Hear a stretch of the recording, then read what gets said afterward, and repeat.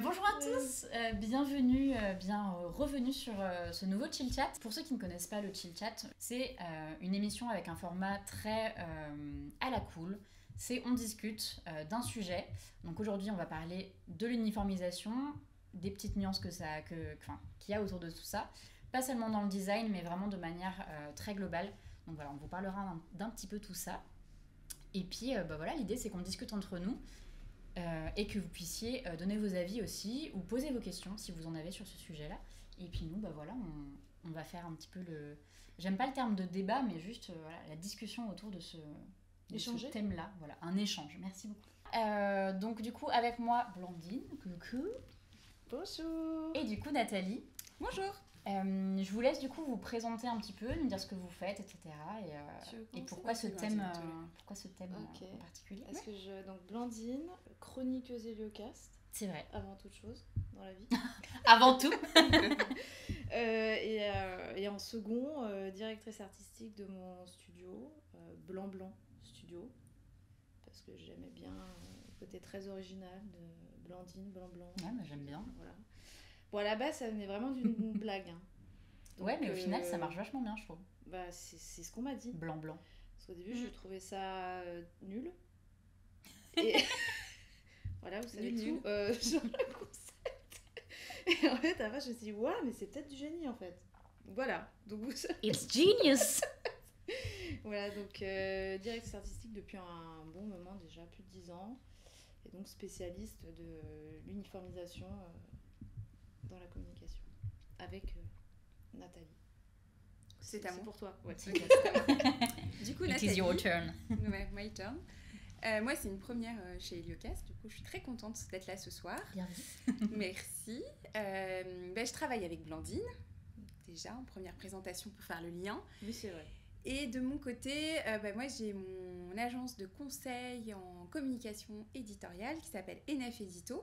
Et à côté, j'ai aussi donc, une casquette formatrice et aussi plus opérationnelle de création de contenu. Okay. Donc podcast et également un podcast assez spécifique sur l'alimentation pour les seniors dans l'écosystème aidé-aidant. Donc c'est très précis, donc voilà, normal que vous n'ayez jamais entendu.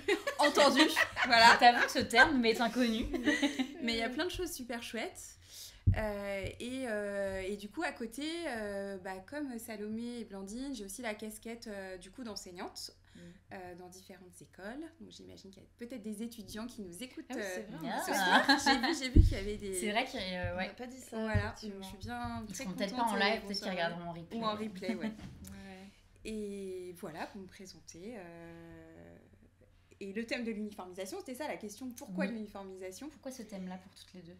Parce que c'est quelque chose qui nous est venu pas mal à l'esprit ces derniers temps. On a du coup travaillé ensemble sur différents sujets au sein d'écoles, d'accompagnement d'entreprises, mais aussi, je pense, pour nos cas plus spécifiques clients, à la fois sur l'identité visuelle et textuelle.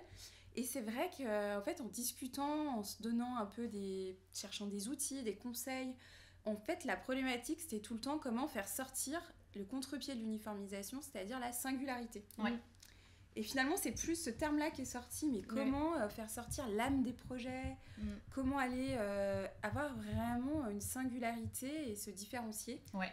Et du coup, voilà, ressort le côté uniformisation. Et derrière, on s'est associés direct et on s'est dit, il faut qu'on bosse là-dessus. Il faut qu'on travaille là-dessus. Voilà. C'est l'exclu ou pas là? Oui. Un peu.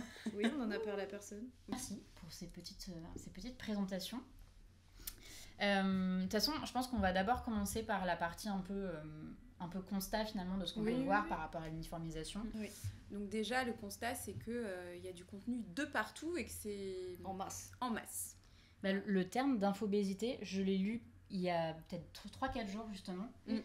Et oui, c'est exactement ça, le fait d'être presque anxiogène d'avoir trop de tout le temps, quoi. Ouais, c'est exactement ça. Parce que tout le monde peut créer du contenu et ça rejoint en fait un courant d'entrepreneuriat en masse, surtout entrepreneuriat individuel, où en fait on écoute aux Suisses et donc du coup tout le monde va un peu créer son contenu, pas forcément en faisant appel aussi à des personnes dont c'est le métier, et donc forcément on n'a pas des compétences, on va dire, des compétences en création de contenu. Donc il y a beaucoup de contenus qui se ressemblent parce que les outils qui sont utilisés, par exemple, alors c'est Canva ou Canva, je sais pas comment on dit. Je crois que c'est Canva, non ? Je sais pas. Je saurais vous dire Canva, Canva, c'est le mystère. Voilà, et des outils comme ça, par exemple, qui automatisent énormément la création de contenu sur les réseaux sociaux, s'appuient sur des éléments graphiques, en tout cas pour la partie graphisme, sur les mêmes choses, souvent, avec une personnalisation qui est peut-être, quand on n'est pas expert, enfin, en tout cas dans le métier, on n'aura pas tendance à les creuser et à essayer de personnaliser, entre guillemets, trop l'apparence des contenus, et on va à l'essentiel parce qu'on fait déjà 1 milliard de choses et que du coup... Ouais, et puis ce que tu dis, je pense que c'est aussi en lien peut-être avec les nouvelles fonctionnalités qui sortent dans les différents outils. Et du coup, j'ai l'impression que je me différencie ou que j'innove parce que j'utilise une nouvelle fonctionnalité, alors qu'en fait, je suis juste sur le comment et pas trop sur le pourquoi de mon contenu, en tout cas. Et tous, je pense, on se dit qu'on est à la page parce qu'on va... tester le nouveau truc à la mode, et hop, ça y est, on est dessus, et quelque part ça nous fait pas forcément travailler, je pense qu'il faudrait travailler à la base, le fond et le pourquoi. On a tendance à être pas mal sur le quoi, le comment, et oublier aussi le pourquoi. Je pense qu'il y a de ça. Puis tu vois, pour rebondir sur Canva, ce qui est intéressant avec Canva, c'est que du coup les templates en fait sont quasiment toutes les mêmes, elles sont très similaires, ce qui fait que tout le monde fait la même chose, mais vu que c'est eux qui le font, ils ont l'impression que c'est du sur-mesure. Tout à fait. T'as ce truc-là aussi hyper mental, et je pense que Canva, ils se vendent vachement comme ça, sur le fait de pas faire par les autres, faites-le par vous-même, parce que c'est vous, donc vous allez forcément y arriver, alors qu'en fait c'est beaucoup plus complexe que ça. Mais t'as ce truc, quand je vois les stories, etc., je trouve ça à la fois génial, et en même temps, parce que du coup je vois des milliers d'entrepreneurs qui vont avoir le même truc, tu vois. C'est le problème de l'accessibilité, c'est que on standardise. On standardise tout parce que on peut pas donner un panel de personnalisation. On peut pas faire de la singularité au maximum avec un outil quand même extrêmement accessible. Du coup, c'est là le... Ouais, et puis et aussi ce qui est paradoxal, c'est qu'on voudrait faire de la singularité, et en même temps on doit rentrer dans des cases aussi. Oui, tu vois, en termes de contenu, t'as quand même des mots-clés que tu dois mettre, t'as des contraintes de référencement, un algo qui a aussi des critères. Donc quelque part, on voudrait l'être, et en même temps il faut rentrer dans la case pour être visible. Donc on peut comprendre aussi finalement le choix qui est fait. Je suis vachement dans ce truc de... j'ai envie de garder ma personnalité, mais en même temps on me demande de faire des efforts pour être visible. Donc est-ce que je dois choisir d'être visible de manière organique, ou est-ce que je dois choisir d'être visible de manière complètement réfléchie, dans le sens d'un algorithme ou d'un truc particulier. Et du coup tu te perds, parce que tu perds forcément un peu de toi-même quand tu réponds à une demande qui n'est pas la tienne. Et je trouve ça hyper dur. Complètement. Ça va être de trouver entre guillemets l'équilibre, ou en tout cas avoir une approche un peu nuancée, c'est-à-dire pas être dans le rejet total. Je pense que c'est ça le souci, c'est souvent on finit par être un peu énervé par l'algorithme. Alors toi, on finit par être énervé un peu contre l'algorithme, contre toute cette standardisation des réseaux sociaux, à raison, parce que ça rend un peu aussi parfois un peu foufou. On essaie de suivre, on n'arrive pas à contrôler. Et autrement, on va avoir des gens qui vont être vraiment essayer au pied de la lettre de respecter absolument toutes les contraintes, et du coup être de perdre une singularité pour le coup, en essayant d'être trop terre à terre. Pour moi, d'un côté il y a un truc très rêveur, et de l'autre un côté trop terre à terre. Donc on est dans les extrêmes. Et le problème, c'est que ce qui pourrait être sympa, c'est essayer de rentrer au milieu, d'être un peu plus dans de la nuance. De toute façon, tu me connais sur ce sujet. Voilà. Il n'y a pas de tout noir ou de tout blanc, il y a c'est ça, plein de nuances entre. Et c'est vrai que les gens, on en parlait justement juste avant le début, où on se disait en fait les gens sont vraiment vachement dans c'est tout noir ou tout blanc. S'ils vont critiquer un truc, ils n'ont pas toutes les données mais ils vont critiquer. Oui. Du coup, tu as ce truc-là aussi qui joue beaucoup, je trouve. Il y a Studio Caribou qui nous dit en fait il y a tellement de contenu de partout qu'en termes d'inspiration graphique, on voit la même chose partout, ça suit la tendance et du coup pour nous ça devient la norme. Ça devient la norme, mais en même temps, ça change tellement vite. En fait, c'est le problème, c'est que avant, les tendances, c'était dans les dizaines. Enfin, je parle d'avant, années 80, 90, on avait vraiment des tendances qui s'étalaient sur une dizaine, alors que maintenant, c'est un mois. Ouais, complètement. Comment on dira dans le futur ? Parce qu'avant, on disait, tu vois, la tendance des années 90, la tendance des années 2000. Mais là, à l'heure actuelle, tu vois, ça va être les années 2021. Alors, août 2022. La date précise. C'est vrai que c'est beaucoup plus difficile et tu le vois avec les marques fast fashion, par exemple, qui sortent des collections, là c'est tous les trimestres quoi maintenant, voire pour certains. Je crois qu'il y en a qui rentrent toutes les semaines des trucs. Ouais, Shein c'est plus toutes les semaines. Après, il y a la notion de plagiat aussi qui est importante à prendre en considération. C'est-à-dire que l'originalité des modèles n'existe pas vraiment. Enfin, c'est que de la copie. Shein, oui, mais en même temps, ce serait impossible que ce soit pas de la copie. Comment tu veux créer aussi vite ? C'est un autre questionnement, du coup. C'est un autre questionnement. Sur le rythme. Mais après, je suis en train de réfléchir à ce que vous dites sur les images, sur les textes. En fait, c'est différent de copier vraiment un texte parce que déjà dans le référencement, tu peux plus faire du duplicate comme avant. Et pourtant, il y en a plein. Et pourtant, il y en a de plus en plus. Ouais. Mais je pense que, moi, de ce que j'ai observé sur les contenus, c'est surtout suite au Covid où il y a eu des prises de parole sur des thématiques qu'il n'y avait pas avant, où les marques ou les entreprises, plutôt les marques et les entreprises, elles ont commencé à parler sur le comment et plus que sur leur quoi. Donc tout le monde a parlé de local, de RSE, de l'inclusivité, etc. Donc il y a quand même une standardisation en termes de contenu sur des thématiques qu'on observe. Et depuis le Covid, en fait, ça reste un peu là-dedans. Et par contre, aller chercher ce dont je parlais tout à l'heure, qui était vraiment le pourquoi, trouver sa singularité, trouver son ton de voix, trouver tout ça, c'est des choses qui sont plus difficiles à mettre en place. C'est vrai que le texte est souvent accompagné d'une image, donc c'est facile. Entre guillemets, c'est pas que c'est facile, mais finalement, on va plus regarder l'image parce que tiens, l'image, elle a son effet waouh, elle change. Mais le texte va avec. Mais mine de rien, des fois on passe par-dessus le texte quand même. On a tendance à se dire, ok, le job est fait sur l'image, le texte, ça passe après. On est d'accord que c'est une force de frappe. Et alors que ça devrait vraiment être travaillé ensemble. Tellement plus impactant.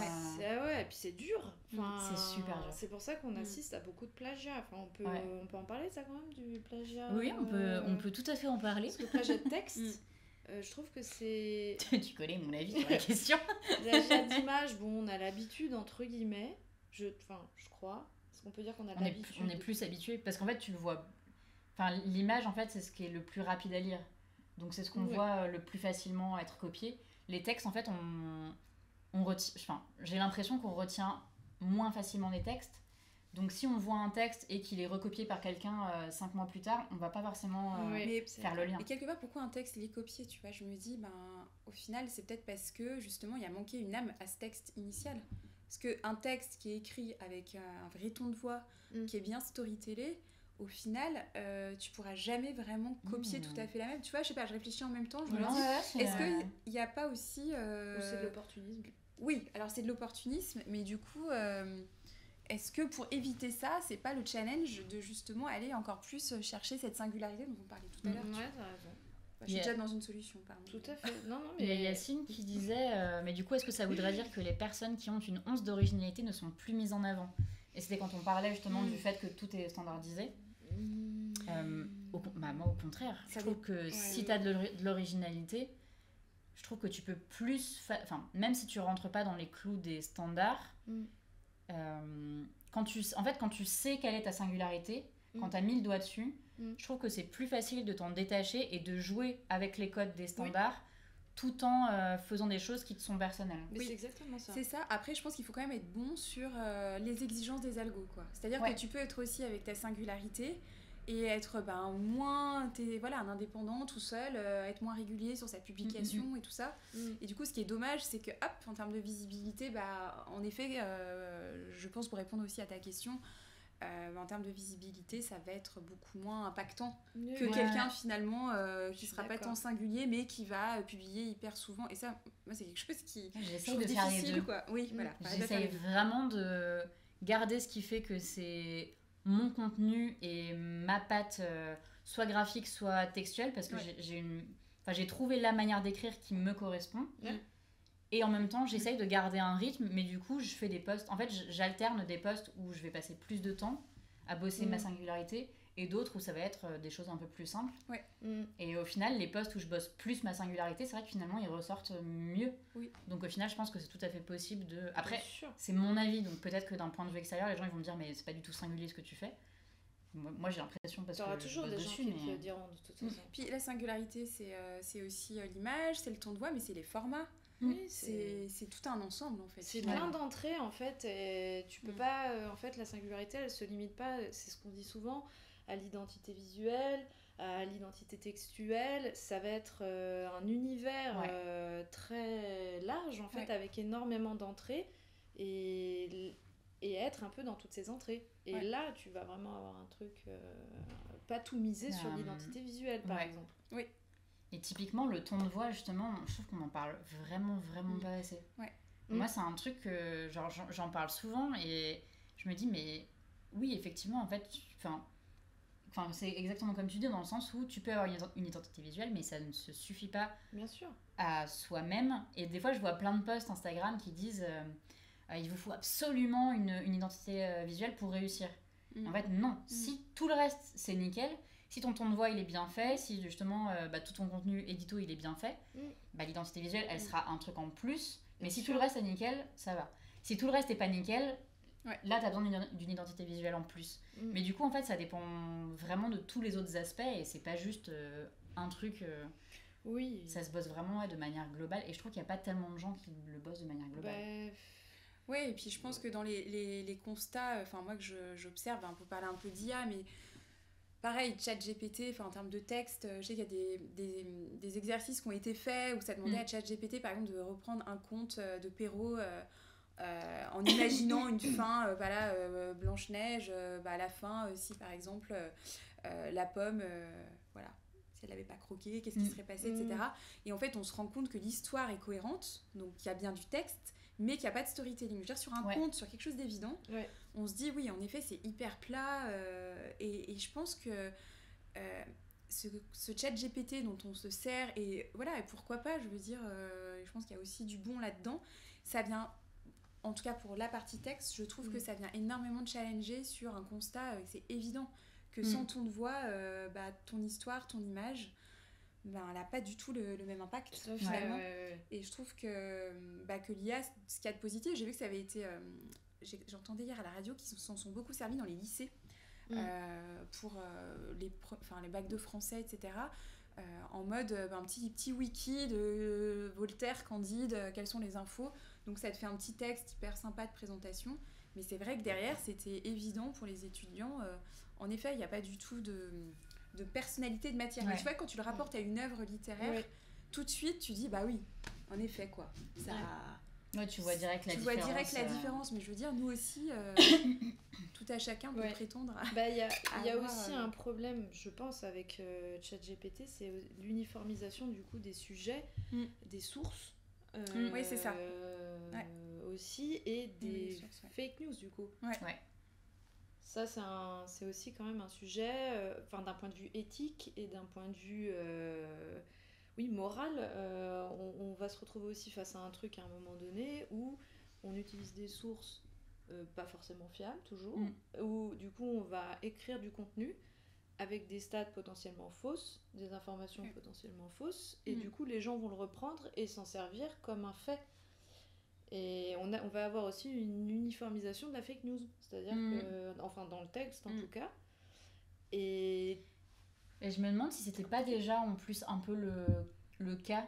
Je pense que, parce qu'il y a des IA qui existent depuis longtemps et dont on parlait pas tellement, parce qu'elles n'étaient pas aussi bien faites que ChatGPT. Mais tu as beaucoup de petits articles, de blogs, etc. Où, ouais, comme tu dis, tu vois, le truc déjà, ça fait 20 lignes. Et en fait, tu lis le truc, tu quittes la page, tu dis, mais en fait, c'est pas sourcé. J'ai rien appris, j'ai rien... T'as et du pas coup, de tu source. sais pas d'où ça vient, et en plus, t'as rien appris vraiment, et tu te dis, bah, ok, en fait, pourquoi j'ai lu ça? Oui, c'est ça, il faut se dire quand même que cet outil-là, il a une base de données, et cette base de données, on ne sait pas vraiment ce qu'elle contient, et ça peut être absolument tout et nimp, et beaucoup nimp, du coup. Mais ça va être pareil pour tout ce qui va être visuel, c'est-à-dire que là, on va être dans des bases de données qui vont voler du contenu aussi, pour créer de nouvelles choses. Donc on est aussi dans un truc éthique un peu... Voilà, sur la corde raide. Border, quoi. Je pense qu'en fait, le constat, ce dont on parle depuis tout à l'heure, c'est un manque de singularité, d'authenticité, et je trouve finalement d'attachement aussi. Oui. D'attachement avec... sentiment, c'est très robotique en fait. Oui. Le mot escroquerie a été prononcé. Parce qu'il y a des demandes, apparemment, les gens s'en servent pour faire des mémos, pour postuler à des postes supérieurs. J'ai même entendu des gens qui voudraient faire des formations à base de ChatGPT. Ça me pose problème par Ouais, des point de vue éthique, c'est vraiment... Il n'y a plus la notion d'effort. Ça, ouais. Ça, mais je trouve ce qui est dommage, c'est quand on voit un peu plus haut le constat de... moi, je pense aux marques de prêt-à-porter. C'est quand même on peut dire que c'est la crise, il y a plein de marques qui ferment. C'est quand même assez fou. Tu te dis, mais l'expérience en magasin, H&M qui ferme le flagship sur les champs, c'est quand même quelque chose. Et j'entendais une émission sur France Inter qui je trouvais l'intervenant très juste, qui disait, en fait, oui, c'est une crise, et en même temps, c'est la porte ouverte pour enfin créer une singularité de l'attachement. Donc, au final, je trouve que ChatGPT, moi, je suis assez... ça me fait pas tant peur que ça. En fait, je me dis, c'est pas possible. Aujourd'hui, il y a un renouveau, les marques ont besoin de recréer un attachement. Ouais, t'as raison. En fait, c'est une opportunité. En fait, on est face à une crise qui ouvre des opportunités. C'est positif, en fait. De toute façon, toutes les crises ont mené ensuite sur des trucs... En fait, t'as un moment de crise il y a forcément des trucs positifs qui vont en découler. C'est dur de le voir sur l'instant T, mais c'est plutôt après. Et du coup, là, en ce moment, il y a plein de mini-crises de partout. Tout à fait. C'est très anxiogène, on est d'accord là-dessus. Oui. Mais moi, je perds pas espoir en me disant, du coup, s'il y a des crises, du coup, il y a des problèmes qui se créent, et il y a toujours des gens qui cherchent à créer des solutions. Et c'est là qu'en fait, on a un espèce de regain d'énergie et de trucs collectifs positifs qui se créent.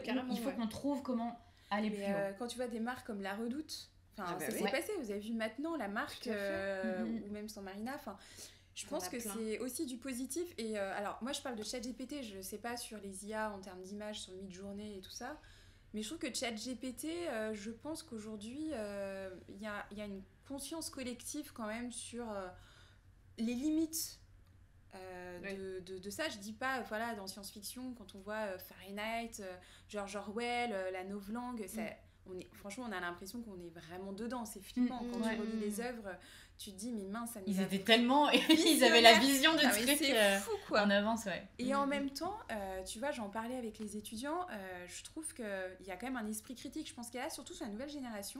Pour les étudiants qui nous écoutent, c'est vrai, quand moi, je demande en cours, quel est l'usage de ChatGPT, franchement, ou de mid-journée, il y a peu d'usage quand même. Et je suis assez surprise et je me dis, j'ai bon espoir qu'il y ait une envie pour chacun de créer sa patte dans son métier, de créer son identité. Et finalement, l'IA est peut-être pas encore tout à fait dangereuse. C'est une tendance pour moi, en fait, j'ai l'impression. Je pense que là, en ce moment, c'est une grosse tendance. Et en plus, c'est surtout parce que les ChatGPT et les IA comme Midjourney et tout sont sortis quasiment en même temps. Du coup, t'as ce truc de oh mon Dieu. Mais au final, tu vois, quand j'en parlais, je sais plus à qui j'en parlais l'autre jour, on parlait des banques d'images. Oui. Les banques d'images, ça a posé ça a fait très très peur au début parce que les photographes par exemple, ils se disaient oh mon Dieu, plus personne va faire appel à nous, il y a des banques d'images, c'est moins cher, machin. Mais au final, l'image, elle est jamais sur mesure par rapport à ton projet. Clair. Donc en fait, forcément, il y a des clients qui vont les utiliser pour certains besoins, mais il y a aussi les clients qui vont faire la part des choses et qui vont se dire ouais, mais moi je veux un truc sur mesure, je veux un truc plus qualitatif, donc je vais prendre quelqu'un qui va vraiment s'adapter à mon besoin et ma problématique. Puis... Du coup, je pense que les gens savent faire la différence et c'est aussi pour ça que le coût est pas le même en fait. Ouais. C'est parce que d'un côté, t'as un truc vraiment pour toi, réfléchi pour toi et avec toi, et de l'autre côté, t'as un truc qui est pas du tout réfléchi pour toi. Ouais. Il est juste là et tu le prends. Ouais. Mais c'est tout, tu vois. En Et pour moi, les IA, c'est plus ou moins la même chose, Oui. plus poussé, mais je pense que, ouais, comme tu dis, les gens sauront faire la part des choses. Je pense, et puis je pense qu'il y a aussi cette notion en termes de contenu, de rendre l'information aussi accessible. Et tu vois, par rapport à des personnes quand même dont le français n'est pas la langue maternelle, on parle de plus en plus de langage clair, le fait que ce soit un langage qui est compris par tout le monde. Ouais. Des phrases pas alambiquées, on est tous à faire des phrases à la Proust qui font 3 lignes. Et c'est peut-être aussi une exigence de se dire, eh bien, je vais aussi me mettre à écrire de manière accessible, et ChatGPT peut aussi aider des personnes pour qui le français n'est pas accessible ou la structure du texte n'est pas cohérente. Enfin, je trouve que ça peut être... C'est vrai que ça, j'avais jamais... Ouais, je me suis fait la réflexion l'autre jour, et oui, je me ça. dis, en fait, ça peut être aussi utilisé de manière intelligente. Et je pense que le chemin, il est là aussi. Oui, bien sûr. De toute façon, je pense que ce sera comme tout, où, tu vois, on va avoir une partie, il y a des gens qui vont l'utiliser peut-être de manière pour se simplifier la vie sans réfléchir vraiment, et d'autres qui, au contraire, vont se dire, ok, on a ce truc-là, comment on peut l'utiliser pour faire des choses bien derrière. Mais c'est comme tout, en fait. Enfin, c'est exactement le truc de, il y a une crise, et t'as des gens qui vont essayer de faire des trucs bien avec ça, donc... Et tu auras toujours des dérives, enfin, qu'on le veuille ou non, tu auras toujours des gens qui vont l'exploiter de manière pas très éthique. Ce que je veux dire, c'est que ça a toujours existé, ce genre de profil. Donc, on peut pas lutter, en fait, quoi. Oui, voilà, enfin, ce serait d'être dans le déni, que se dire qu'on va réussir à faire voir le côté éthique de la chose avec les bonnes pratiques, etc. T'en as toujours qui seront de l'autre côté de la barrière, et c'est pas... En soi, je pense qu'il faut pas se bouffer la rate pour ça. Beaucoup, c'est écrit. Ça lui fait au courbouillon, non? Comment Ouais, c'est ça, bouffer la rate au courbouillon. Je pense que ça vaut pas le coup quand même de trop réfléchir par rapport à ça, et de surtout mener un combat très extrême là-dessus. Faut être en conscience, quoi. Moi, là, ce qui m'inquiète plus, c'est pas tellement les IA, c'est le fait que tout le monde en parle énormément, et du coup, les gens commencent à critiquer ou à émettre des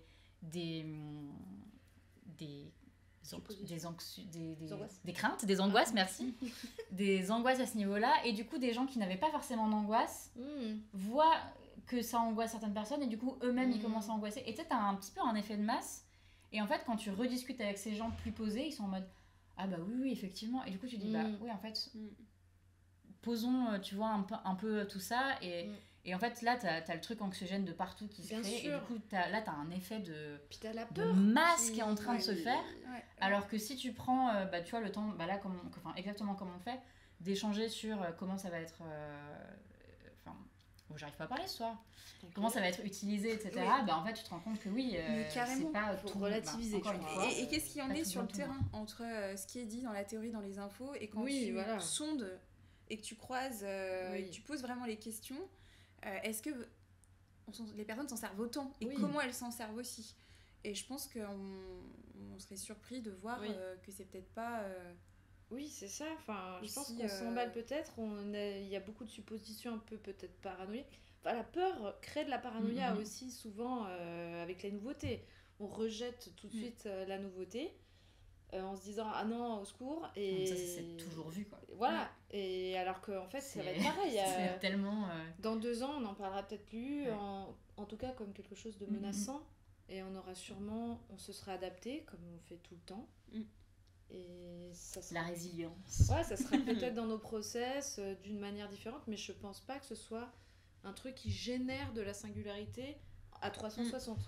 Non, par contre. Mais peut-être qu'il peut, je me dis, te servir, par exemple, quelqu'un qui se sert de ChatGPT pour structurer ses idées, parce que tout le monde n'est quand même pas à l'aise avec l'écriture, et c'est pas facile quand on est, surtout à son compte, je trouve, d'arriver à avoir toutes ces casquettes-là.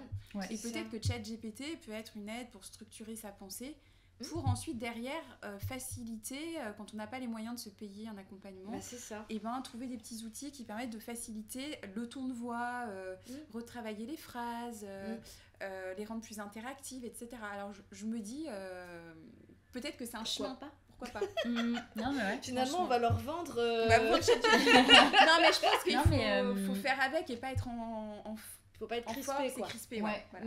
J'ai fait le test aussi sur l'application Notion. Tu as une IA qui est intégrée maintenant à Notion, si tu le souhaites.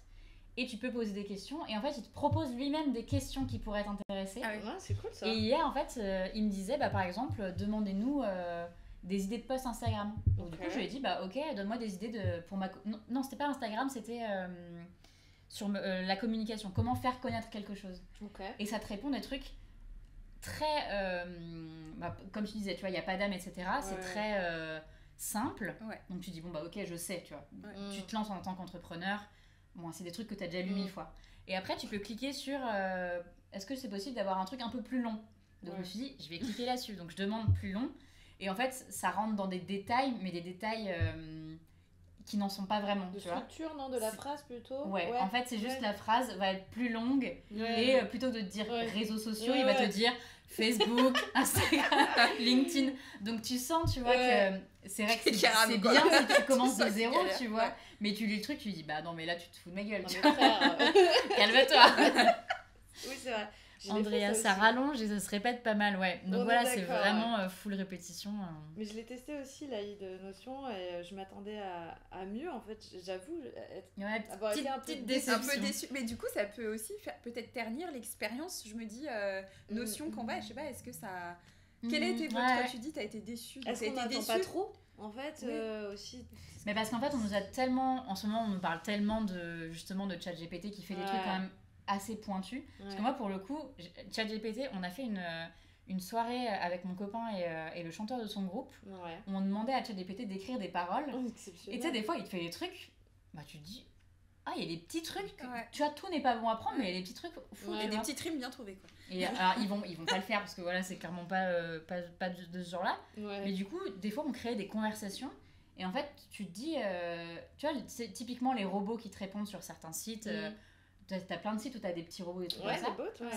C'est la même chose, en fait. Et du coup, tu te dis, mais en fait, là, j'ai une conversation comme je pourrais l'avoir avec un robot. C'est ça. Donc, tu sens qu'il n'y a pas une personne derrière, mais... Ils font quand même des beaux efforts sur ChatGPT que sur Notion, il n'y a pas encore.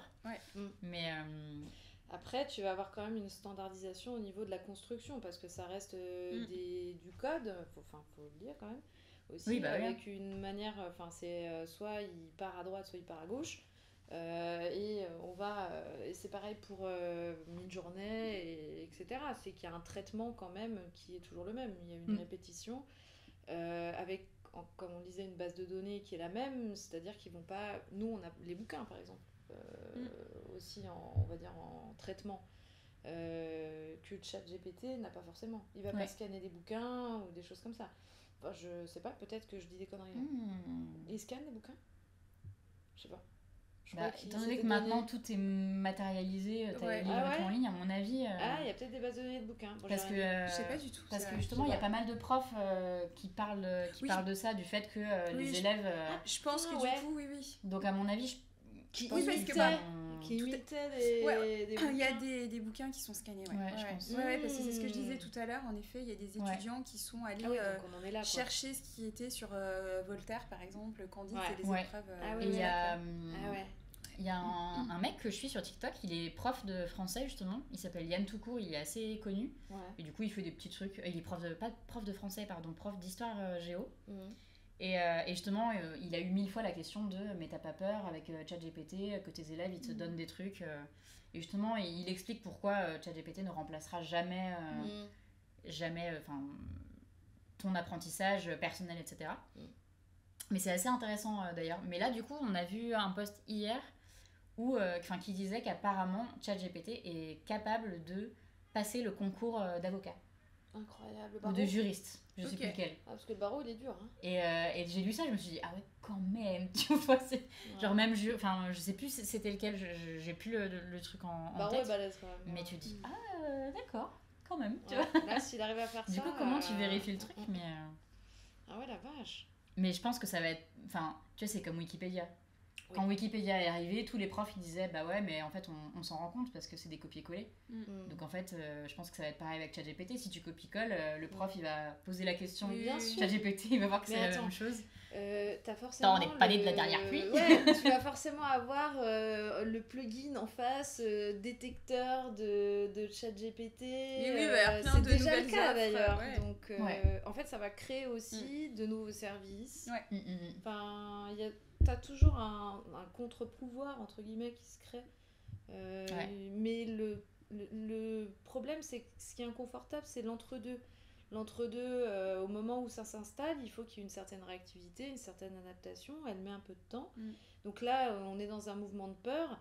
Mais t'inquiète que dans 1 an, il y aura plein de services qui vont être proposés justement, soit pour optimiser ton utilisation de ChatGPT au max, et là, ça va vendre de la formation à gogo. Soit tu vas avoir le contre-pouvoir, donc cette détection de ces choses-là, et même au niveau juridique. Je pense qu'il va y avoir des choses, ça va peut-être être limité en termes d'abonnement, peut-être qu'il va y avoir un système économique qui va être mis en place avec ChatGPT. Je pense que ça ne sera pas gratuit. Voilà, enfin, je pense que tout est mouvant. Donc, ouais, puis au-delà de ça, dans les contenus, par exemple, la newsletter reste vraiment dans la tendance 2023. Pourquoi la newsletter? Parce qu'on peut dire que c'est saut années 80 ou années 90. Parce que c'est vraiment le lieu où on peut créer une intimité avec la marque. C'est vraiment là où on peut se livrer comme derrière les coulisses. Et tu vois, dans les tendances de contenu, du coup, ça montre bien qu'il y a autre chose qui se passe en parallèle pour équilibrer la balance. Carrément. Que la newsletter, du coup, tu ressors ta gazette un peu, tu viens parler de tes ADN, de ton valeur. Tu es une banque qui est dans le côté éthique, là, tu vas parler à fond de ce qui te tient à cœur, de l'environnement, plus que de ton offre. Et là, un chat GPT, il ne pourra pas faire le job, je pense pas. Donc, parce que tu n'as pas la personnalité derrière, quoi. Exactement. Et ça, c'est un truc, tu vois, le côté ultra personnel, behind the scene d'une marque, etc. Je trouve que ça commençait déjà à être important, mais le Covid et les confinements ont tellement encore plus je trouve exacerbé ça. Voilà, exacerbé ça dans le sens où les gens étaient chez eux et ils se disaient vraiment il nous faut un truc vachement plus authentique et justement alors du coup là le mot authentique maintenant il est utilisé là, il est poncé là on n'en peut plus et en plus c'est dur parce qu'il n'y a pas vraiment beaucoup de synonymes de authentique, donc c'est compliqué à trouver d'autres mots. Mais du coup pendant le Covid il y a eu je trouve que le regain des newsletters c'est quand même, enfin il n'y a jamais eu un moment où les newsletters étaient à zéro, mais le Covid a vraiment retravaillé ce truc là en mode on a besoin de voir ce qui se passe derrière une marque, on a besoin de voir qui se cache derrière une marque, alors qu'avant c'était pas le cas. Avant c'était non, on parle en tant que marque et c'est tout, et là on te demande plus l'humain qu'il y a derrière. Du coup ChatGPT te donne pas ça, quoi. Alors il te donne sur le copywriting, parce qu'il y a aussi la newsletter copywriting que tu reçois, qui est aussi une technique marketing de vente de contenu, mais qui pour moi est séparée vraiment de la newsletter la vraie newsletter trimestrielle avec du contenu de qualité et pas qui te pousse à cliquer pour aller acheter la formation. Voilà, et qui a un travail d'écriture en soi pour un objectif précis. Et je trouve que cette newsletter-là, elle est super importante. Et comme tu l'as dit, je trouve que c'est celle-ci qui faisait du bien pendant le Covid. Tu vois, il y a des marques ou même qui se sont lancées dans des podcasts, mais qui sont vraiment mis à parler plus avec le cœur. On peut peut-être dire avec le cœur à la place d'authentique aussi.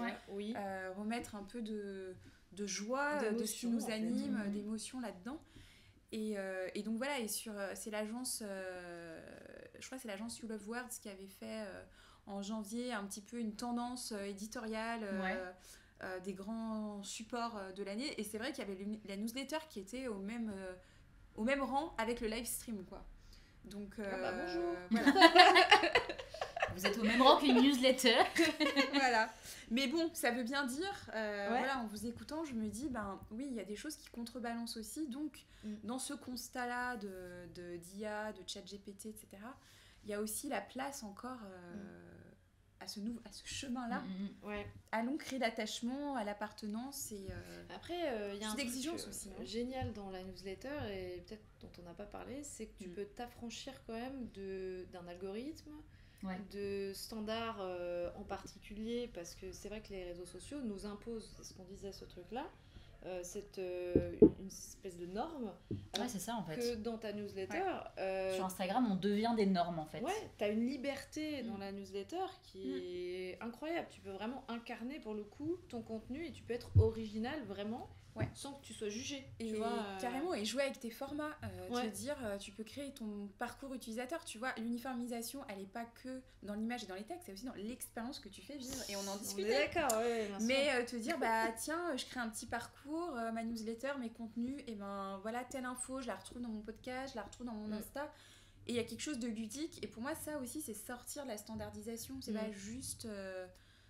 voilà, il y a aussi... Créer un jeu, de l'interaction, un dialogue. En fait, on a avoir quelque chose à faire.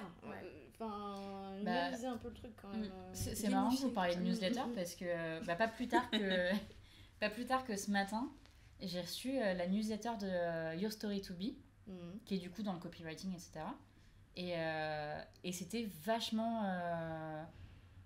En fait, sa newsletter, c'est la première fois en fait que j'ai envoyé un vocal à quelqu'un en mode ta newsletter, c'était de la bombe. Ah, trop bien, c'est plaisant. Et en fait, tu vois, je lui ai dit, en fait, ce que t'as... En plus, c'était pas forcément en lien avec le copywriting. Pas tellement, tu vois, sur le début. Et du coup, j'ai lu, et en fait, ça m'a renvoyé un truc hyper perso. Et je lui ai dit, mais en fait, ça m'a fait trop plaisir parce qu'en même temps, j'ai eu un truc perso, et en même temps, tu lances un sujet de conversation qui peut se retrouver sous n'importe quelle forme. Donc, tu pourras en faire un post. Et du coup, c'était vachement bien. Et en fait, je lui ai envoyé un vocal, je lui ai dit, écoute, ta newsletter m'a trop parlé pour x ou y raison. Donc, voilà, je voulais juste te dire que la newsletter était vachement bien. Et elle m'a dit, oh, mais trop merci, ça fait trop plaisir. Et je lui ai dit, bah ouais, mais en fait, c'est vrai qu'on le dit peut-être pas assez. Parce que c'est vrai que la newsletter, t'as ce truc de pas répondre en fait à la newsletter. C'est on te l'envoie et tu réponds pas. Et souvent, en fait, t'as pas envie de répondre. Mais là, en fait, c'était tellement bien tourné que du coup, tu vois, je suis allée sur son profil. Et même si j'avais pas laissé un message, tu vois, je serais peut-être allée voir d'autres trucs. Et ouais, du coup, t'as ce truc-là un peu de... terrain de jeu, hein, quand même. Ouais, un terrain de jeu assez fou. Et qui est hyper... très sous-estimé, je pense. Complètement sous-côté. Et je l'ai re-surestimé ce matin, justement. Et je me suis dit, mais en fait... Nous, on est à fond dans ce truc-là. On est pro-newsletter. Pour nous, c'est the truc... Et je pense que c'est hyper dur à faire une et du coup, bonne newsletter. Et c'est là où un chat GPT pourra pas faire ça. C'est là où il y aura besoin vraiment de travailler son ADN, ses valeurs. Et c'est là où il y a l'UX, la DA, la partie contenu. C'est vraiment là où ça se recroise. Toute l'expérience. Et je trouve que ça demande aussi de penser newsletter, mais du coup, ça demande de vraiment penser écosystème de contenu. Parce que quand ta newsletter, déjà, c'est souvent trimestriel ou mensuel. Bon, faire une toutes les semaines, faut vraiment tenir le rythme. Mais du coup, ça demande aussi de créer des catégories, de penser format, de penser thème. Donc, ça demande une réflexion. C'est vraiment du contenu qui est pas court, quoi. Qui est pas... Je veux dire du contenu court, pardon. C'est pas du contenu chaud, quoi. C'est pas du snack. C'est ça, après le snack, ça peut être du teasing, je trouve que c'est bien. Il y a de la place pour du snack, même si je trouve qu'il y a trop de snack. Snack, tu le décris, c'est vraiment format très court. Ouais, format court, ultra court. Grignotage. Voilà, l'infobésité, le crispy content un peu. Ouais, voilà, c'est ça. Des termes que je ne connaissais pas. Merci beaucoup pour c'est vos l'apéro, petits éclairages. petit snack. J'aime beaucoup. Une mise en bouche, quoi, tu vois. Une mise en bouche. Techniquement, parce que c'est vrai que Tone of Voice non plus, on l'a pas expliqué, c'est peut-être pas clair pour tout le monde. Oui, vas-y. Ouais, le tone of voice, le ton de voix, c'est vraiment la tonalité. Donc en fait, c'est vraiment partir finalement des valeurs, les valeurs de sa marque, qui vont se décliner sur la charte graphique et qu'on va retrouver, en fait, ça paraît logique quand on le dit, de l'autre côté, sur la partie textuelle. Donc, exemple, je sais pas moi, une valeur, c'est la joie. Et du coup, ma tonalité, forcément, va être joyeuse. Bon, je pense que c'est ouverte, mais du coup, il y a une façon d'écrire, une sémantique, mais ça paraît un peu bête, mais des fois, il y a des textes... Ça fait tellement la différence. Voilà, ça fait la différence. Et dans le storytelling, forcément, il y a un ton de voix qui va avec. Et déjà, rien que ça... Moi, j'ai complètement changé le ton de voix entre le moment où j'étais en collectif et le moment où je me suis mise à communiquer toute seule. Oui, ouais. Parce que du coup, pas du tout le même enjeu. Et en fait, ça change, mais tout. Et les gens, en fait, ne te répondent plus de la même manière. Et en fait, c'est juste une tournure de phrase ou un choix de mots. Ça se joue à pas grand-chose, mais juste la formulation... tu vois, la même phrase avec un tone of voice différent va complètement changer le type de réponse, quoi. Oui, et puis toi, je pense que ta posture est peut-être pas la même en disant, Complètement. là, ça me parle toute seule parce qu'il y a cette valeur-là que je vais plus tirer. C'est ça. Ouais. Ouais, carrément. C'est une histoire de posture aussi. Comment tu veux te représenter finalement avec les mots. Et du coup, tu vois, pour en revenir au côté uniformisation, parce que tu as parlé très rapidement des podcasts. Ouais. Moi, tu vois, la question que je me pose et ce qui me fait peur en tant que personne qui communique beaucoup sur les réseaux, c'est qu'en fait, de plus en plus, les conseils envers les entrepreneurs, c'est faites des podcasts, faites des trucs. Et là, je me dis, mais en fait, des podcasts, il y en a tellement. Et en fait, on nous demande tout le temps de rajouter des trucs. Et tu vois, moi, je me dis, mais en fait...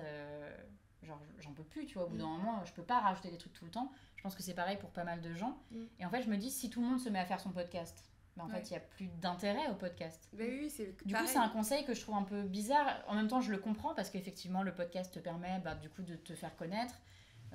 Il y a plein de raisons pour lesquelles tu peux faire un podcast, mais du coup si tu le fais que pour te faire connaître, en fait je sais pas, je suis un peu stratégique, ça. En fait c'est juste c'est un format pour moi qui est tendance. Format, après je réfléchis en même temps, le podcast, c'est sûr que c'est peut-être plus facile de faire passer un ton de voix par de l'audio ou des sujets, mais par exemple si tu fais un podcast et qu'il n'y a pas d'angle dans tes sujets ou que tu n'as pas travaillé le message que tu veux faire passer, tu auras beau faire un format à la mode, en fait on revient à ce qu'on disait tout à l'heure.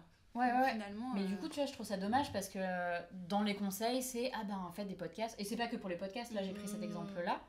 Mais je me dis, en fait, on te dit de le faire, mais on te dit pas pourquoi le faire et comment le faire. Et du coup, tu dis, en fait, là ça y est, on va avoir une génération avec des milliards de podcasts qui n'auront pas d'intérêt, qui vont s'arrêter avant même d'avoir vraiment commencé. Et du coup, tu vois, je me dis, en fait, j'ai l'impression que depuis quelques années, on nous demande tout le temps. Tu vois, y a eu les Reels sur Instagram, par exemple, on te demande de faire des Reels, on te demande de faire des posts, on te demande de faire des trucs. Et en fait, ça change tellement tout le temps que tu dis, mais en fait, à quel moment ça s'arrête et à quel moment tu peux être original, enfin, comment être original et avant-gardiste quand ça va déjà plus vite que toi, tu vois. Mais moi, ça, c'est un truc où je suis en mode... mais peut-être que c'est ce qu'on se disait tout à l'heure, est-ce que être avant-gardiste, c'est rebondir sur une mode moi, je pense qu'être avant-gardiste, c'est... Créer une mode et créer un format ou une tendance, une façon de l'aborder qui n'existait pas. C'est comme l'autotune, tu vois. En musique, au final, la première personne qui l'a mise en place... voilà, non, mais c'est vraiment... C'est vieux d'ailleurs, l'autotune, on oui, s'en rend pas compte. C'est clair. C'est clair. Mais c'est un peu ça, c'est finalement le format peut être avant-gardiste quand il est un peu dans les débuts, les prémices. Mais finalement, derrière, si tu rebondis sur le format que tout le monde utilise sans travailler toi ce que tu as à dire, oui, ça fait un effet flop, quoi. Donc au final, il vaut peut-être mieux se dire je fais pas ce format-là parce que j'en ai déjà beaucoup à gérer et je vais déjà travailler les messages que je fais passer. Soit puissant, en fait. Mais je pense que beaucoup de gens foncent dans le tas sans réfléchir, justement. Moi, je sais que par exemple, le podcast, c'est un format qui ne m'intéressait pas pour X ou Y raison. Et moi, justement, j'ai préféré le format vidéo. Mais c'est pas un truc que j'ai lancé parce que je voyais tout le monde le faire. Parce que d'ailleurs, le format vidéo, il y en a de plus en plus, mais il y en a pas tant que ça. Donc, je l'ai pas fait en me disant je vais le faire. Enfin, je l'ai pas fait pour. En fait, je me sentais pas poussée à le faire. Je l'ai fait parce que j'en avais envie. Alors que il y a certains trucs où tu sens que les gens, et c'est comme les trends de TikTok où ça marche, les gens voient que ça marche, du coup ils disent on va refaire pareil. Et du coup je dis en fait non, t'es pas obligé. Ou alors tu peux t'en inspirer et en faire autre chose. Et moi j'aime beaucoup les gens qui prennent le contre-pied d'un truc qui a marché et qui arrivent à en faire un truc complètement différent tout en étant partie de ça. Et ça je trouve ça génial. Et là je me dis ok, là du coup t'as réussi à mettre ta singularité en avant. Carrément. Et en fait je suis capable de mettre un nom sur ton contenu. Ce qui est très très dur, je trouve, maintenant. Moi, j'ai beaucoup du mal maintenant. Alors, surtout en graphisme, quand je vois sur Instagram, Pinterest, etc., je vois beaucoup de choses qui se ressemblent. J'ai du mal à mettre un nom sur une création. Et si je mets un nom sur une création, ça veut dire que vraiment la personne a vraiment réussi à mettre toute sa singularité dedans. Et maintenant, je vais plus chercher ce type de profil. Il y en a plein, en vrai. Et en fait, il y en a, mais il y en a. Il y en a plein. C'est juste que tu as un océan Et au milieu, t'as des petites îles, quoi, de gens singuliers. Et puis c'est aussi ce qu'on disait, par exemple sur Instagram, où si tu likes un type de truc, il va te proposer que ça, et du coup tu t'enfermes. Instagram, c'est très clivant, en fait. Tu sais, ça t'enferme dans un type de croyances, de trucs. Et du coup, tu vois plus que ça. Et je trouve que ça, c'est peut-être le gros point noir d'Instagram sur l'uniformisation, c'est qu'il te propose pas de choses variées. Il dit, bah voilà, on s'est basé sur ce que vous aimez, donc on vous propose la même chose. Mais en fait, non. Propose-moi des trucs que j'ai peut-être pas aimés, parce que du coup, en fait, c'est juste que je les ai pas vus. Donc, vas-y, propose-moi des trucs, moi je veux voir des choses différentes. En fait, on est beaucoup dans un truc où maintenant on veut que tout le temps les gens soient d'accord avec nous, qu'on ne s'entoure que de gens qui sont d'accord avec nous en permanence, où du coup on n'a pas de nuance, forcément, parce qu'on est dans son truc et on n'en sort pas, et c'est pareil pour les visuels, c'est pareil pour tout. Les algorithmes, en fait, te donnent à manger ce que tu aimes déjà. Et donc, il y a c'est gothique un peu. Hein. Oui, tu ouvres pas forcément le champ des possibles en disant, bah tiens, je pourrais peut-être évoluer ma pensée sur tel ou tel truc. Ouais. Parce que t'es déjà enfermé dans cet algorithme, quoi, et qui te donne raison. En fait, quand tu vois un truc, et ben, il va te donner du contenu, parce qu'en plus, on est sur écoute, spoiler. Donc, du coup, tout ce que vous racontez, en fait, quand tu regardes les contenus sponsors qui remontent, par exemple dans Facebook, je sais plus, je parlais avec quelqu'un de la vente en e-commerce qui baissait. Ouais. C'est un sujet vraiment comme ça que je balance, mais 3 heures après, sur Facebook, on me suggérait un article du Monde qui me donnait raison. Et donc du coup, en fait, dans ce truc-là, t'es enfermé aussi dans un algorithme qui te donne raison. Et donc la pensée critique, l'ouverture, aller sur la le terrain nuance, aussi, hein. voilà, et ben ça pose souci. On a envie d'avoir tout le temps raison, et les algos nous aident bien. Moi, c'est un truc aussi, enfin, tu vois, sur le fait d'avoir tout le temps raison. Maintenant, avant, il y a une période de ma vie où j'avais vachement peur d'avouer quand j'avais tort, tu vois. Ouais, ok. Alors que maintenant, tu vois, ça me dérange plus de dire ah bah oui, pardon, en fait, je me suis trompée. Et du coup, je me dis, mais en fait, du coup, je donne beaucoup plus de crédit aux gens qui le font. Donc en fait, c'est pour ça que je me suis mise à le faire aussi. Je me suis dit, ça sert à rien de rester ancré dans ton truc alors qu'en fait, tu te rends compte que t'as eu tort. Et je trouve que aussi on accorde peu de crédit aux gens qui changent d'avis. Bah pourtant, c'est très bien. Alors que, en fait, c'est normal de changer d'avis. Parce que t'as des nouveaux arguments qui apparaissent. Enfin, tu vois, c'est le but d'un échange, je trouve, c'est que des gens vont amener des arguments différents et ça va te faire ou non changer d'avis. Ou non. Mais du coup, c'est ce qui crée un truc riche. De la nuance, en fait. Plus tu t'informes et plus et de différents endroits. Mais ça, c'est ce qui est dur aussi, c'est de s'informer et de trouver les bonnes infos. On l'a vu pendant le Covid, sans rentrer dans la polémique. C'est tout, tu vois, mais il y a eu vachement ça aussi. T'as tout et son contraire, en fait. Après, le problème avec la nuance, c'est quand tu rentres dans cette façon de voir le monde où à chaque fois tu essaies de confronter ce que tu penses. C'est dur d'avoir des convictions très tranchées. Et donc parfois tu peux paraître un petit peu faiblard dans ta vision du monde parce qu'on te reprochera d'avoir tout le temps une vision nuancée. Et pourtant, parce que je suis pas assez tranchée dans mes avis. Bah ouais, mais c'est quand même une preuve d'humilité aussi à un moment donné de dire bah écoutez, je ne sais pas tout. Et à un moment donné, il y a peut-être un paramètre qui va venir à moi, qui va me permettre de remettre en question certaines choses. Et c'est pas grave si tu changes d'avis. Je crois. En fait, je me dis, si tu changes jamais d'avis sur tous les sujets de toute ta vie, je sais pas, tu te fais chier, quoi. Ça veut dire qu'en fait, toute ta vie, t'auras le même point de vue et du coup, tu fais rien rentrer, en fait. Et puis c'est aussi aller chercher les choses à travers l'humain, à travers les livres, à travers les voyages. Et tu vois, je crois qu'il y avait l'année dernière le Conseil du numérique qui avait formé toute une équipe pour aller justement, suite au Covid, un peu la désinformation, aussi essayer de faire un peu une audit et une analyse de tout, la façon dont fonctionnent les algorithmes, notamment sur YouTube. Pourquoi il y a eu autant de désinformation, parce que dans un cas Covid où finalement tu as beaucoup le web comme accès à l'info, tu vois, il y a quand même eu, c'est fou, une scission complète sur ce sujet de vaccin là.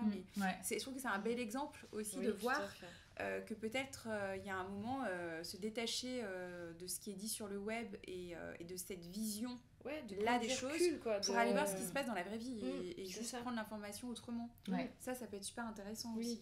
C'est Et, vrai, d'être cramponné. Ouais. En parlant de fake news, il y a un compte qui est incroyable sur LinkedIn. Ouais. Parce que sur LinkedIn, pareil, LinkedIn, en France en tout cas, c'est devenu le nouveau Facebook. Donc tout le Oui. monde y va de son post qui aura la vie la plus incroyable ou la plus merdique. Je l'ai plus merdique. Mais j'ai rebondi et maintenant je suis incroyable. Maintenant, je suis un génie. Oui.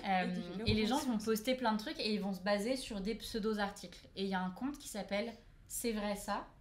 Et en Ok. fait, dès que tu vois un article, tu les tags et ils vont te faire une réponse détaillée avec des articles à l'appui de trucs vraiment validés et tout en disant bah ça c'est complètement faux, ça c'est vrai, l'image que tu as mise elle a rien à voir avec ton propos donc voilà, il y a pas de...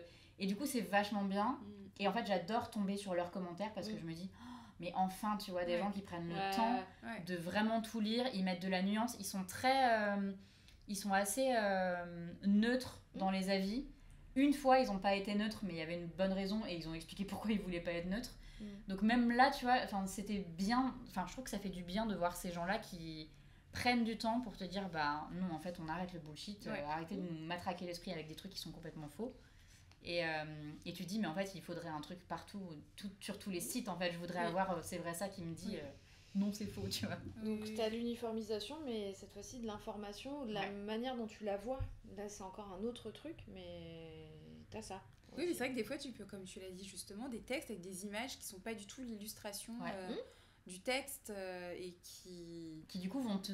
Ouais, ça va biaiser. Forcément te... biaiser ton avis sur le truc, ça. quoi. Et c'est vraiment de la manipulation. Et alors, tu as ceux qui le font consciemment, donc là, c'est très grave pour moi, où ils savent que c'est faux et du coup, ils te matraquent là-dedans dans un truc faux.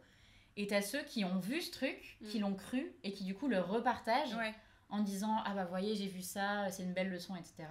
ou peu importe.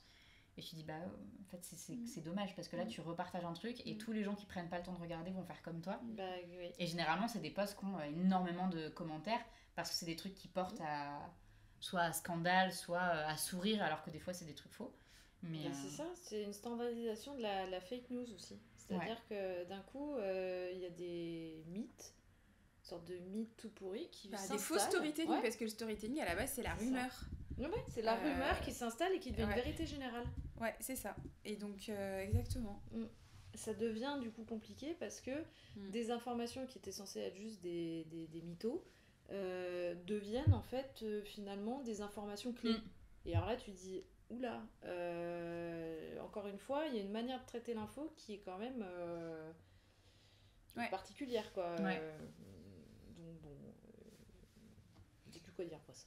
Non mais en fait ce qu'on disait c'est qu'on est parti de l'uniformisation et du coup on est parti sur le côté manipulation parce que dans l'uniformisation il y a un manque d'exigence sur la qualité des contenus. En fait c'est ça, on est parti dans cette direction. Du plagiat, toutes ces choses là en fait au final. Mais du coup il y a un truc, une question que moi je voulais vous poser et qu'on n'a pas, on n'a pas vraiment encore parlé de ça, c'est d'où elle pourrait venir cette uniformisation et qu'est-ce qui fait que maintenant il y a plein de standards justement à ce point-là qui sont arrivés.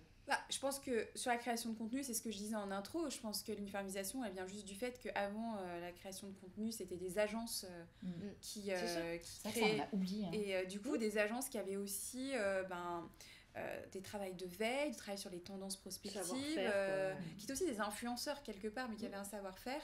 Et aujourd'hui tout à chacun peut créer du contenu du coup sans être aussi professionnel, donc ce qui est quand même super et assez incroyable.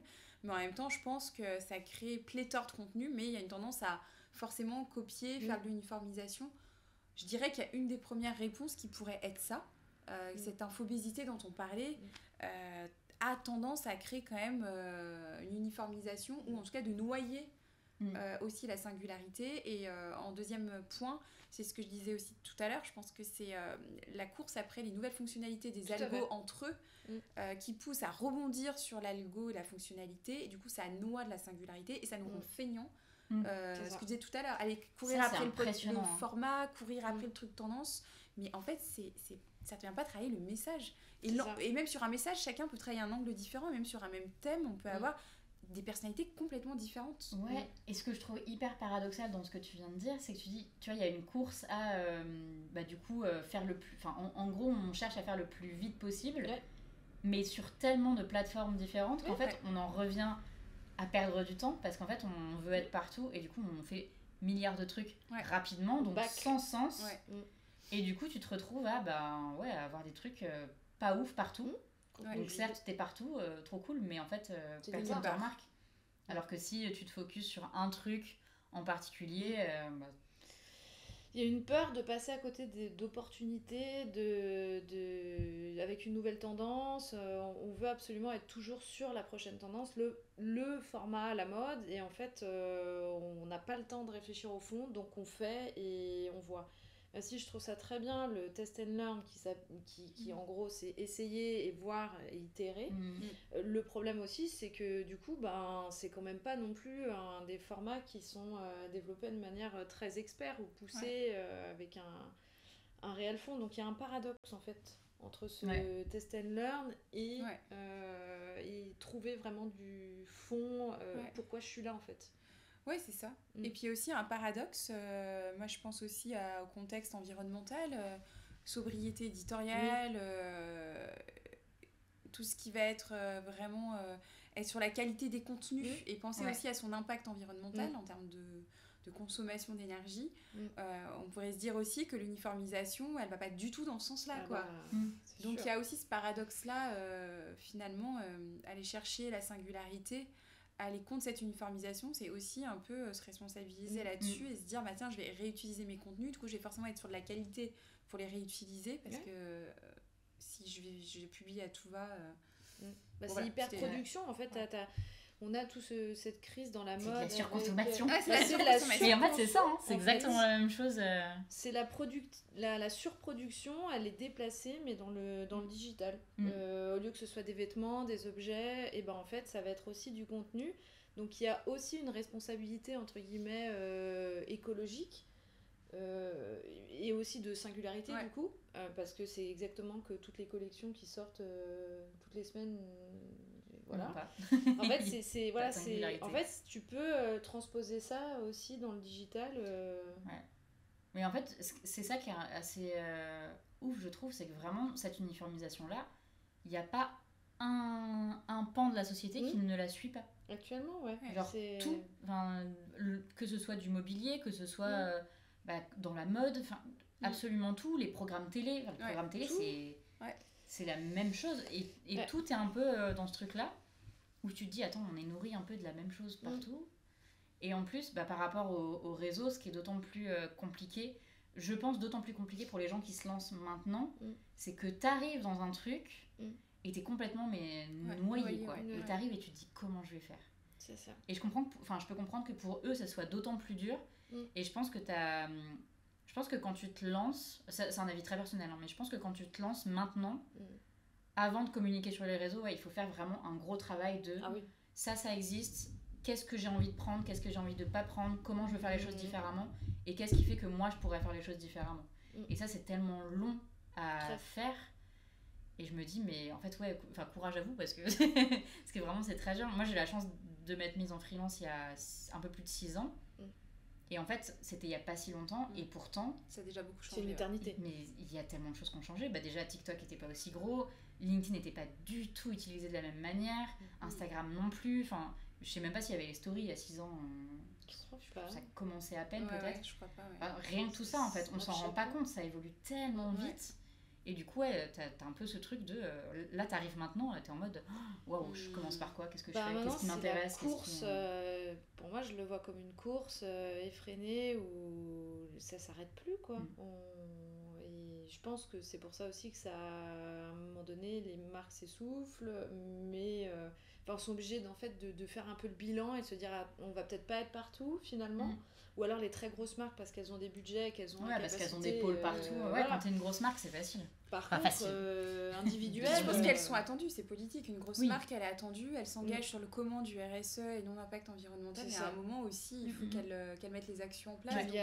Et comme tu dis, elle a les sous, elle peut se faire accompagner là-dedans, trouver son ton de voix, travailler son écosystème de contenu, travailler sa sobriété et dire finalement je le fais aussi. C'est beaucoup plus facile pour les grandes marques qui sont aussi des vitrines de tout ça, et pour les indépendants et pour les autres petits acteurs c'est vrai que c'est compliqué de trouver sa place là-dedans. Et t'es couteau suisse, quoi. Donc ouais. au final, t'as pas une expertise. Tellement. Oui, puis j'ai envie de dire, t'arrives déjà à être dans une standardisation, c'est déjà bien, t'arrives déjà à être dans le game, Oui. quoi, tu vois. T'es déjà là. T'es déjà là. Donc ouais. Donc, Exister un minimum, mais c'est vrai que pour les gens qui sont en individuel, c'est vraiment très dur, et sans des outils, bien une connaissance en tout cas, des différentes entrées possibles, tu sais pas trop par où commencer, et t'as tendance juste à te dire, bon bah je vais suivre les tendances, je vais suivre les gens qui fonctionnent, et faire pareil en espérant que ça fonctionne. Et c'est un peu le piège, en fait, au final, parce que tu ne seras jamais que la copie ou le seconde. Oui, et puis il y a autre chose qui me vient dont on n'a pas parlé, c'est ne pas être la copie, mais c'est aussi ne pas oublier d'être dans un truc égotique et se dire, bon ok, je suis pas la copie, j'ai travaillé ma tonalité, j'ai mon style, mais juste vérifier que ça parle à une audience. Oui, quoi. tout à fait. Parce que ça, on l'a pas évoqué, et c'est vrai que moi je trouve que dans les textes, il y a beaucoup de contenu où les personnes se parlent à elles-mêmes et se font plaisir. C'est super, mais du coup derrière, il y a un moment pour engager, c'est aussi... parler un langage qui parle à la personne en face, lui parler de ses problématiques, l'engager. Et je trouve que ça, sur les textes, c'est des choses qui sont pas partagées par tout le monde, ou des on parlait de langage clair tout à l'heure. Il y a quand même 95% de la population qui comprend pas toujours très bien les textes. Et du coup, ça, c'est les sources de la fameuse conférence. Côté accessibilité. Ouais, voilà. Et c'est un peu se dire, ben, ok, je partage quelque chose de génial où je me fais plaisir, mais en même temps, c'est inaccessible, on comprend pas. Et ça, c'est pas facile non plus. Je trouve que l'accessibilité, c'est un problème qui est ultra dur, parce que toi, quand t'es tellement dans ta pratique, que pour toi, tout est tellement évident, que je trouve que des fois, c'est bien de, tu vois, remettre dans un contexte et de parler avec des gens qui, eux, ne sont pas du tout là-dedans, et de voir vraiment, tu vois, est-ce qu'ils comprennent ce que t'as essayé de dire. Et c'est d'autant plus dur parce que, par exemple, tu vois, moi, des fois, mes contenus, je les fais lire du coup à mon copain qui est pas dans le design, mais en fait, depuis tout ce temps, il a un œil dans le design. Donc même lui, maintenant, je pense il fait partie des gens qui comprennent plein de choses dans ce que je fais. Donc il est même plus assez accessible, tu vois, par rapport à ce truc-là. Donc mes textes, je devrais même plus lui faire lire à lui. Et tu vois, t'as ce truc de comment faire comprendre et se mettre bien à la place de l'autre, et de me retrouver moi il y a, je sais pas, 15 ans en arrière, et de dire, ok, à ce moment-là, est-ce que j'aurais compris ce que je suis en train de dire là. Et ça, c'est hyper dur. Tes parents, peut-être. Ouais. Des fois, j'essaye. Et des fois, je me rends compte que, bah non.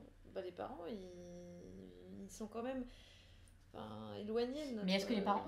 Il y a aussi le truc de la cible, tu vois. Est-ce que les parents sont ta cible? C'est ça. Et est-ce que du coup, tu as ce truc-là, un travail de ouf à faire de qui est ma cible, est-ce qu'elle va comprendre? Du coup, aller voir une cible potentielle et lui dire, ok, est-ce que... Et est-ce que, voilà, et enlever la casquette de l'expertise. Et ça, c'est vrai que pourtant, c'est l'expertise qui nous permet de chercher cette singularité. Donc, c'est c'est très exigeant, en fait, tout ça, au final. C'est de travailler l'intérieur, travailler aussi comment on l'adresse à l'extérieur. Et du coup, je pense que ce qu'on disait tout à l'heure, aller sur le terrain, rencontrer des personnes, les comprendre, comprendre leur vocabulaire, leur sémantique. C'est parce que nous, on a un ton de voix et une sémantique qu'on peut pas dans les phrases formuler des choses de notre audience, mais du coup s'adresser, lui parler et pas rester dans un truc entre soi. Parce que l'algorithme aussi, tout le monde le fait, je veux dire, c'est très facile de tomber là-dedans, et l'algorithme ne pousse pas forcément à ça, quoi. Les réseaux sociaux, tous ces algorithmes, etc., créent un entre-soi. C'est ce qu'on disait, quoi qu'il arrive. Et bon, c'est assez marrant à quel point les réseaux sociaux, ça a créé un truc de... Vous allez vous connecter à plein de gens, mais en vrai, personne. C'est ça. En fait, c'est très... J'exagère parce que j'ai rencontré plein de gens en vrai grâce au réseau, mais t'as quand même ce truc de... T'as l'impression que t'es connecté au monde entier, alors qu'en fait... des gens qui comprennent vraiment ton truc, etc., il y en a très très peu, quoi. Oui, et puis les réseaux sociaux, je sais pas, je prends Facebook, il y a eu MySpace, Facebook, c'est des codes très artistiques aussi, individualisés sur des notions artistiques. Pour moi, les premiers acteurs des réseaux sociaux, c'était quand même MySpace, où c'était des musiciens. C'était musique, du coup, ok, il y avait un truc qui était quand même... là, il y avait une âme, il y avait quelque chose, quoi. Oui, c'était de l'ego, mais il y avait quand même quelque chose, et t'étais vraiment fan, et là, quelque part, on devient tous un peu ambassadeurs de soi-même. Donc, il y a peut-être aussi ça qui fait que... Ça, c'est mis dans un espèce de costume aussi, où finalement, comme tu dis, On connaît beaucoup de noms, mais personne, parce qu'on est fan ou en relation avec des personnes où elles ont peut-être pas envie de partager de cette façon-là. Je trouve qu'il y a quand même des codes qui sont repris, qui pas évident de rentrer là-dedans. Ouais, il y a une standardisation au niveau des personnages aussi. C'est très caricature. Des avatars, ouais. Bah, puis c'est dur d'être soi-même sur les réseaux et tu sais pas à quel point, en tant quand t'as une posture entrepreneuriale, à quel point tu es toi-même sur le réseau parce que t'as ton perso que tu veux pas non plus mettre en avant. Donc moi j'ai un peu ce truc d'essayer de trouver l'entre-deux, de rester moi-même parce que ça reste mon entreprise et c'est entre guillemets mon visage, même si c'est pas une question de faciès, mais genre visage au sens image du truc, ta face cachée, tu veux dire. Voilà, exactement. Et en même temps ne pas trop en montrer parce que j'ai pas envie de montrer exactement qui je suis non plus, tu vois. Il y a ce truc hyper dur de voilà, c'est ça en fait, tu vois, trouver le juste milieu. Et je crois qu'on en avait parlé sur un podcast avec Denis il y a longtemps de le métier d'influenceur par exemple. Je ne pourrais pas le faire parce que c'est tellement en non-stop où je me dis moi je pourrais pas me montrer en non-stop. Je le fais déjà beaucoup avec les différents formats. Et je sais que je pourrais pas le faire plus, quoi. J'ai besoin d'avoir mon truc où... c'est épuisant. En fait, c'est ça, ouais. Parce que même si c'est toi, tu vois, je dis pas que je suis différente dans la vraie vie, mais t'es forcément pas exactement pareil, parce que déjà, tu t'adresses à beaucoup plus de gens, alors qu'en vrai, tu t'adresses à une personne. Du coup, t'as ce truc qui est très, très différent. Puis t'as une posture de représentation, c'est ce qu'on dit souvent, c'est qu'il faut quand même se rendre compte que c'est pas parce que là, nous, on a une posture, là, maintenant, devant la caméra, qu'on est comme ça tout le temps, en coulisses, etc. En fait, on n'est pas du tout comme ça, voilà. En fait, on parle jamais à personne. Non, mais il faut prendre du recul, encore une fois, sur ce qu'on perçoit. Après, je pense que pour les marques, c'est quand même... ça a été une opportunité incroyable de pouvoir s'exprimer de manière artistique et de pouvoir se montrer. Tout à fait, Pour elles, ça a été une aubaine. Elles ont plus des clients, elles ont eu des fans. Alors elles se sont standardisées du coup sur le template, on va dire, proposé, le fameux. Mais quelque part, ça leur a aussi, c'est tout ce paradoxe-là, ça leur a aussi donné la possibilité enfin de s'exprimer comme des artistes. Ouais, c'est vrai. Et donc d'aller montrer les backstage, d'aller montrer, je sais pas, il y a des marques qui l'ont hyper bien fait, Pepsi, enfin il y a plein d'exemples de grandes marques. Mais donc là je trouve que ça a été quelque chose de très positif, mais c'est toujours la juste dose, quoi. Mais t'as toujours le revers. T'as toujours ce revers, tu sais, où à l'extrême, l'extrême ça devient bof, quoi. Ouais. On en revient au truc de la nuance. Voilà, c'est ça. Il y a des dérives moins bien et des dérives mieux. Enfin, j'ai vraiment un langage très pointu ce soir dans les termes que... C'est jeudi soir, il est bientôt 20h, c'est normal. Mais ouais, non, enfin, pour finir là-dessus, t'as vraiment cette histoire de posture qui est hyper importante à travailler, que ce soit en tant qu'entrepreneur ou en tant que marque. Est-ce qu'on sortirait pas peut-être pour finir les tips des petites choses Vous aviez commencé en plus. Sans même vous en rendre compte. Sortir de sa bulle, en fait. Sortir de sa bulle, Sortir de sa bulle et par exemple pour les graphistes, peut-être essayer de sortir du graphisme aussi.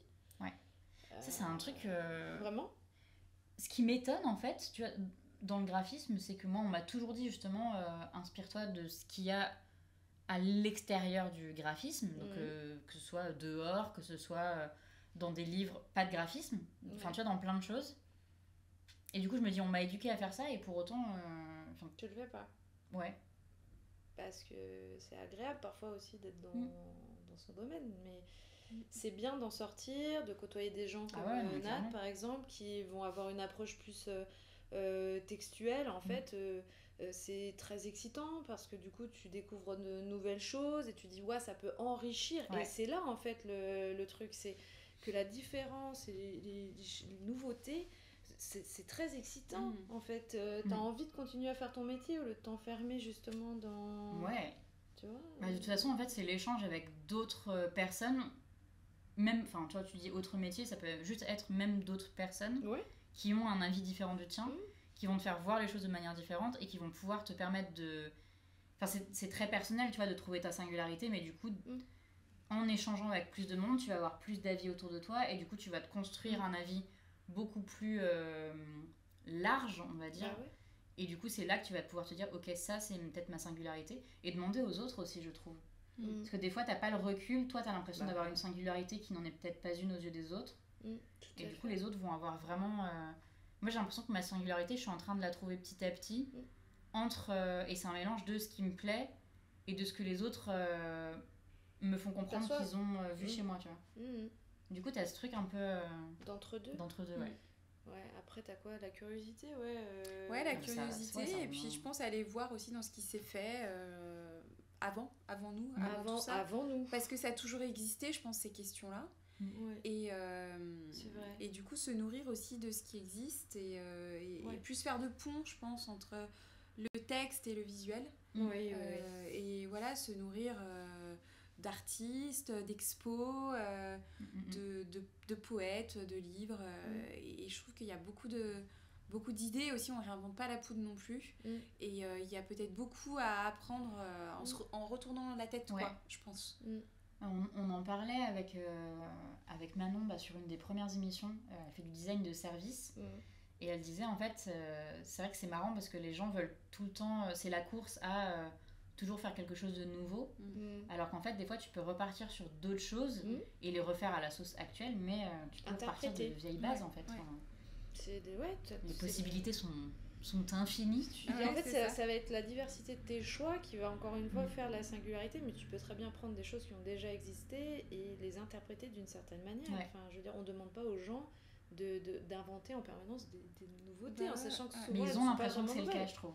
Ouais, mais c'est pas... Pour moi, l'originalité, la singularité, c'est pas être dans quelque chose de 100% innovant, disrupter le game, tu vois. C'est disruptif. En sachant que disrupter, ça veut vraiment dire casser ce qui existe et vraiment proposer quelque chose de vraiment nouveau. Mais il faut savoir que les gens ne sont pas prêts.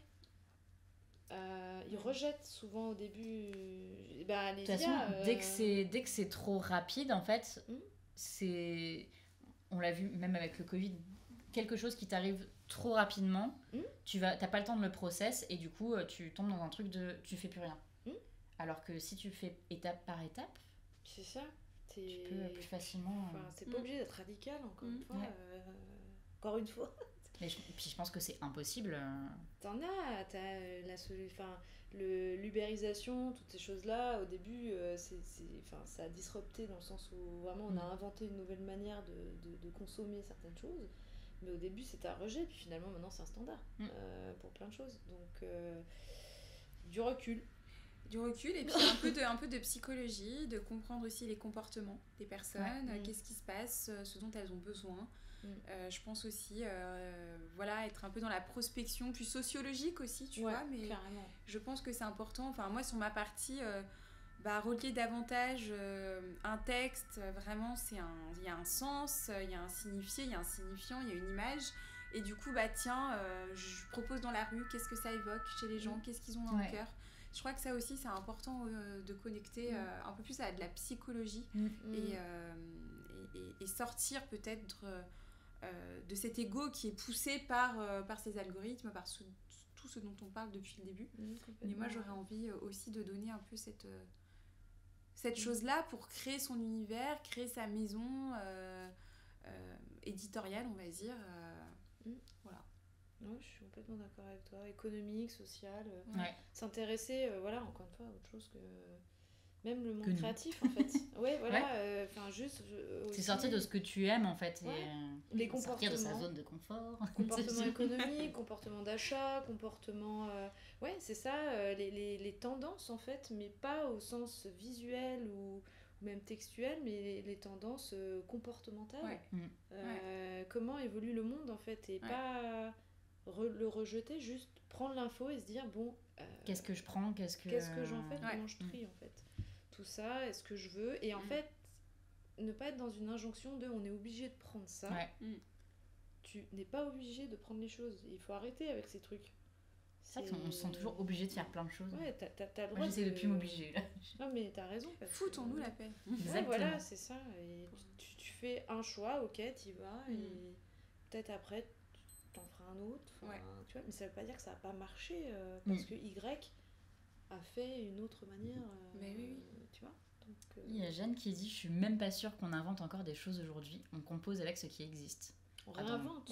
Plein de domaines. Ouais, c'est ça, on réinvente Mm. plus qu'on invente. Après, il y a toujours de l'invention parce que les IA, par exemple, elles n'existaient pas il y a quelques temps, il me semble, quand même. Non, mais oui, il y a des inventions, mais ouais. T'as toujours. Après, ouais, tu réinventes. Tu vois, je sais pas, par exemple, en architecture, tout ce qui est gréco-romain, ça a été à la période Renaissance, où il y a eu énormément, ils l'ont repris à Florence, machin, notamment Renaissance italienne. Et après, c'est revenu, par exemple, avec le néoclassicisme de Napoléon, où on a vraiment vu à nouveau encore ce style gréco-romain, mais poussé dans une autre... En fait, c'est ça, c'est des reprises et des réinterprétations, comme tu disais, en fait. Et on le voit dans la musique aussi. Je trouve pas, en fait, je trouve pas c'est que dans soit... tout, en fait. Je trouve pas que ce soit un tort, en fait. On n'est pas obligé d'être des génies je sais pas, de réinventer vraiment des trucs incroyables. Après, je trouve ça un peu égo-trippé, tu vois, au final. Non, mais où tu dis, ouais, regarde, moi, j'ai des trucs méga nouveaux. Donc, c'est pas grave, quoi. Enfin, je trouve pas ça grave du tout. Allez-y. Je suis bien d'accord. Merci beaucoup pour tout cet échange. On n'a pas trop dépassé. Non, ça va, pile poil. Voilà. J'espère que ça vous a plu, cet échange. Pour ceux qui regarderont en replay, n'hésitez pas à nous donner, vous, vos avis sur ce thème-là. Je pense que ce thème peut être abordé de plein de manières différentes. Enfin, c'est un thème qui est très vaste, je trouve. Mais comme on disait, n'hésitez pas à échanger, que ce soit avec nous ou avec d'autres gens autour de vous, autour de ce thème-là. Est-ce que vous avez des petites actus, des petites choses où on peut vous retrouver, des petits trucs Il y aura plus d'infos peut-être plus tard quand même. Là, pour le moment, on communique pas. On communiquera dans quelques mois. En septembre, ouais. Oui, voilà, c'est ça. Ça marche. C'est noté. Ça bosse. Eh bien, écoutez, merci beaucoup. Merci à vous qui avez suivi ça. Et puis voilà, comme d'habitude, n'hésitez pas à vous abonner si le cœur vous en dit, à partager ça autour de vous. Et puis on se retrouve très bientôt. Plein de bisous. Et puis du coup, je vous laisse sur le petit générique comme à chaque fois. C'est le moment de dire au revoir. Ciao.